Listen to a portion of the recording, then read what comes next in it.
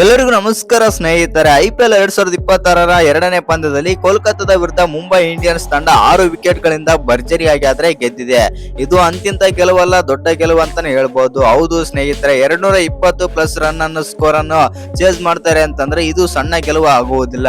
ಇನ್ನು ಈ ಪಂದ್ಯ ಗೆದ್ದ ಬಳಿಕ ಮುಂಬೈ ಇಂಡಿಯನ್ಸ್ ನ ನೀತಾ ಅಂಬಾನಿ ಅವರು ರೋಹಿತ್ ಶರ್ಮಾ ಬಗ್ಗೆ ಹೇಳಿದ್ದನ್ನ ಕೇಳಿದ್ರೆ ನೀವು ಕೂಡ ಸಾಕಾಗ್ತೀರಾ. ಹೌದು ಸ್ನೇಹಿತರೆ, ಪ್ರೆಸ್ ಮುಂದೆ ಮಾತನಾಡಿದಂತ ನೀತಾ ಅಂಬಾನಿ ಅವರು ಈ ರೀತಿ ಆದ್ರೆ ಹೇಳಿದ್ದಾರೆ.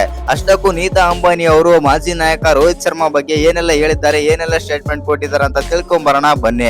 ಅದಕ್ಕಿಂತ ಮುಂಚೆ ನೀವೇನಾದ್ರೂ IPL ಅಭಿಮಾನಿ ಆಗಿದ್ದಲ್ಲಿ ಈ ವಿಡಿಯೋಗೆ ಒಂದು ಲೈಕ್ ಕೊಟ್ಟು ನಮ್ಮ ಚಾನಲ್ ಅನ್ನ ಸಬ್ಸ್ಕ್ರೈಬ್ ಮಾಡ್ಕೊಳ್ಳಿ.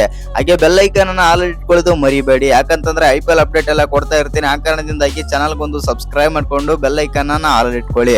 ಮರದೆ ವಿಡಿಯೋಗೆ ಒಂದು ಲೈಕ್ ಕೊಡ್ತಾನೆ ಕೂಡ ಮರಿಬೇಡಿ. ಇನ್ನು 2026ರ ಮೊದಲನೇ ಪಂದ್ಯದಲ್ಲಿ ನಮ್ಮ RCB ತಂಡ ಆದ್ರೆ ಗೆದ್ದಿತ್ತು. ಅದು ಭರ್ಜರಿ ಗೆಲುವು ಅಂತಾನೆ ಹೇಳ್ಬಹುದು ನಮ್ಮ RCB ತಂಡಕ್ಕೆ. ಇದೀಗ ಎರಡನೇ ಪಂದ್ಯದಲ್ಲಿ ಮುಂಬೈ ಇಂಡಿಯನ್ಸ್ ತಂಡ ಕೋಲ್ಕತ್ತಾ ವಿರುದ್ಧ ಭರ್ಜರಿಯಾಗಿ ಗೆದ್ದು ಆದ್ರೆ ಬೀಗಿದೆ 6 ವಿಕೆಟ್ಗಳಿಂದ.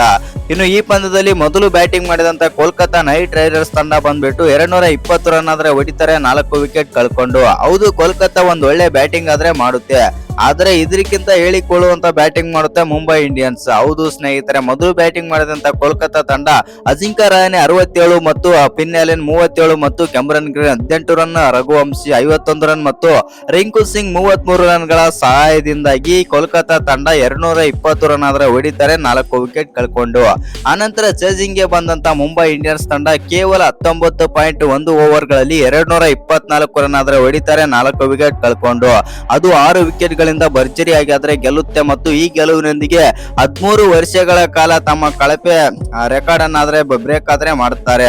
ಪ್ರತಿ ಸೀಸನ್ ಅಲ್ಲೂ ಕೂಡ ಮೊದಲನೇ ಪಂದ್ಯವನ್ನು ಸೋಲುತ್ತಾ ಬರುತ್ತಿದ್ದಂತ ಮುಂಬೈ ಇಂಡಿಯನ್ಸ್ ತಂಡ ಈ ಗೆಲುವಿನೊಂದಿಗೆ ಆ ಕಳಪೆ ದಾಖಲೆಯನ್ನಾದ್ರೆ ಉಡಿಸ್ ಮಾಡ್ತಾರೆ ಅಂತಾನೆ ಹೇಳ್ಬಹುದು.